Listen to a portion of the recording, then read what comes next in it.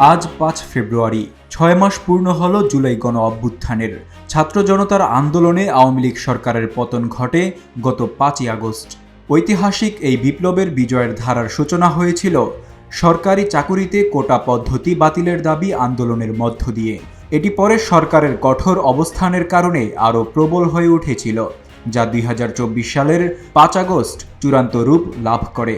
প্রায় ১৫০০ মানুষকে হত্যার প্রেক্ষিতে বিগত প্রায় ১৫ বছরেরও বেশি সময় ধরে দেশকে শাসন করার পর প্রধানমন্ত্রী শেখ হাসিনা পদত্যাগ করে ভারতে পালিয়ে যান।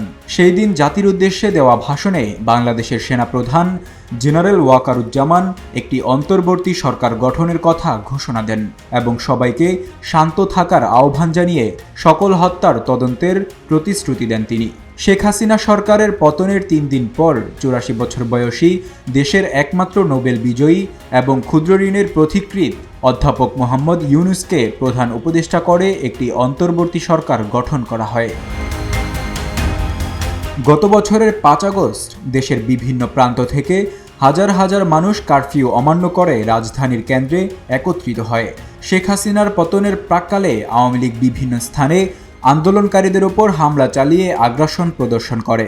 মার্চ টু ঢাকা ডাকে সাড়া দিয়ে হাজার হাজার শিক্ষার্থী ও দেশবাসী রাজধানী অভিমুখে যাত্রা শুরু করে। দুপুর নাগাদ ভিড় করে হাসিনার সরকারি বাসভবনে। এরপর শেখ হাসিনা তার বোন শেখ রেহানাকে নিয়ে সামরিক বিমানে করে প্রতিবেশী দেশ ভারতে পালিয়ে যান। সেনাপ্রধান জেনারেল ওয়াকারুজ্জামান বিভিন্ন রাজনৈতিক দলকে আলোচনার জন্য আমন্ত্রণ জানান। এরপরে একটি অন্তর্বর্তী সরকার গঠনের বিষয়টি নিশ্চিত করেন। জনসাধারণ প্রধানমন্ত্রীর বাসভবন, গণভবনের নিয়ন্ত্রণ নিয়ে জিনিসপত্র বাজেয়াপ্ত করার সাথে সাথে ঢাকা জুড়ে উদযাপনের কুচকাওয়াজ শুরু করে। সন্ধ্যায় রাষ্ট্রপতি মোহাম্মদ শাহাবুদ্দিন বঙ্গভবনে বিএনপি ও জামায়াত সহ বিভিন্ন রাজনৈতিক দলের নেতাদের সঙ্গে বৈঠক করেন এবং দ্রুততম সময়ের মধ্যে অন্তর্বর্তী সরকার গঠনের ঘোষণা দেন। Desk report, public post, Dhaka.